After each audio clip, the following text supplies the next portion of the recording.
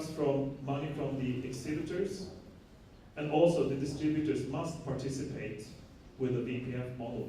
And all of the distributors, even the small independent ones, are involved in this. So it means that since August this year, there are no more 35mm prints at all in Norway. So this is the first country in the world which has gone completely digital. In Denmark, already 51% of the screens are digital, and the Danish Film Institute is planning a support scheme coming up this fall, but they've run across some problems, so it's not happening at the moment. But the idea of the scheme is that rural cinemas in towns with less than 20,000 inhabitants will get support also from cultural reasons, for the projection of Danish films. And they have to show at least 25% Danish films. The maximum support is 20,000 euros, about a third of the cost. Specialized cinemas, art house cinemas, with at least 60% non-American films can also get the support per screen of 20,000 euros. Or they also have a VPF support where the cinema gets 250 euros per Danish film they are screening. So that's a different way of looking at it. But also the maximum support of 20,000 euros. Finland are going the Norwegian way. They also want to digitize all screens within 2 years from now. 30% of the screens in Finland are already digital, and the support is already offered to the cinemas in the rural areas, in small towns, where they can get a maximum of 25,000 euros or 60% of the investment if the total cost is less than 50,000 euro for the whole equipment. And for single screen cinemas in rural areas, they can actually get as much as 70 to 80% of the investment from the government. And they are spending 4 million euro per year to make this happen in Finland. And then we are on to the next topic, and that's where I come from Sweden. So digitala hus means digital houses. We don't call our cinemas digital cinemas.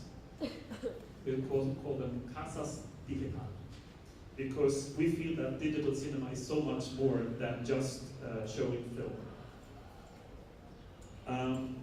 First of all, a bit about the cinema situation in my country. The rollout of digital has been very slow. As I said, we started out as very, very early pioneers in 2002. But since then, it has taken a long time. And we have a situation which is quite interesting, and I think it's similar in many countries. We have one major exhibitor having the multiplexes, and that's SF Bio and Svenska Bio, which is actually co-owned by SF. So we see it as a whole. They have 80% of the market in the whole country in cinemas, but they actually have a 95% monopoly in the big cities. And they are not very interested in art house cinema, I can tell you. And so my analysis of their view on digital, from the very start up to just very recently, is that they have no need for digital cinema because they can get all the films when they're new. So all the 35mm prints stay in the big cities. So all the small towns have to wait until they have played them, and then they send them out, 4, 5, 6 weeks after the premiere. Dirty prints, scratched prints, which is not what the audience expects today. And they also are, in that way, controlling the market, controlling the availability of film everywhere in the country.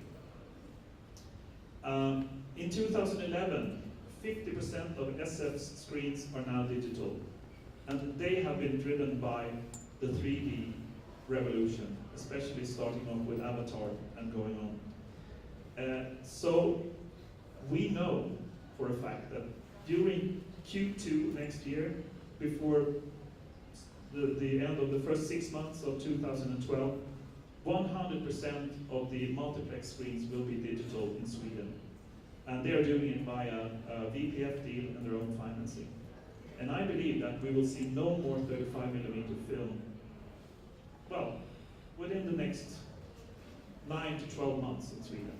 And we have many, many small cinemas that are only 35mm today, independents. So the rollout in Sweden so far, no subsidies from the government since we started until 2009. So we had to do our rollout without financial support from the Swedish government. 2009, the Swedish Film Institute, the SFI, started a pilot project, as they called it, for 28 cinemas who got 60% of the investment. We also could see right already back then that no BPF deals will be available in rural town cinemas because their turnaround is too small. They're earning too little money to be part of the BPF scheme. Then in 2010, the Film Institute started an annual support for 50% of the investment of equipment in rural town cinemas with less than 30,000 inhabitants. But of course, they only had a limited amount of money because this was the regular support system they had for refurbishing cinemas and for new sound systems and new screens and new chairs, for instance. So they used that money instead for digital. But this year, the Swedish government has set aside 6 million euros during a 4-year scheme where they will support cinemas with 1.5 million euros per year. The only problem is that if there are no 35mm prints next year, it will be too late. Cinemas can't shut down and wait 3 years until they get the money. So my organization and many others are now really knocking on the door of the government saying, look, give us all of the 6 million right away, or otherwise we will see a lot of Swedish cinemas going bankrupt or closing down. This system is also 50% support, and it goes also to rural towns, to independent cinemas in the big cities showing art house films. So today, 28% of all screens in Sweden are digital. This means 232 screens out of a total of 819 screens. And now I will have some water.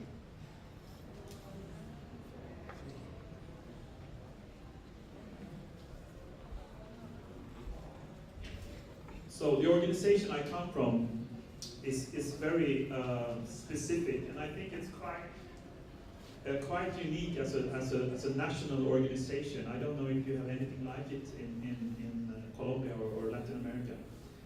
So Folkets Hus och Parker is actually in English the National Federation of People's Parks and Community Centers.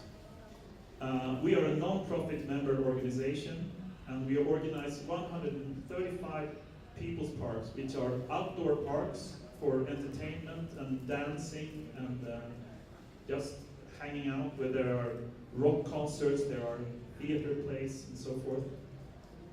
And we also have 533 community centers where the cinemas are located. So in all of these community centers, there are 200 cinemas, and almost all of them are single screen.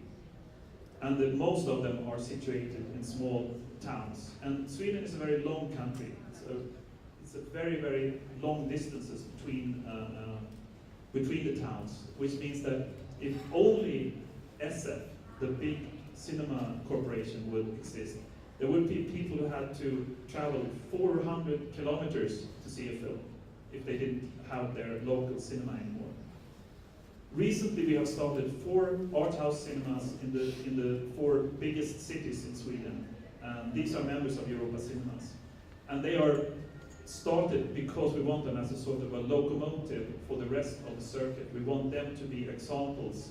We want the distributors of film and also of alternative content to see them as the starting point, and then also delivering content to the rest of our chain. The total seat capacity in our circuit is 50,000 seats, but still we are only 4% of the whole market, of the whole film market, of the revenue for cinema in all of Sweden.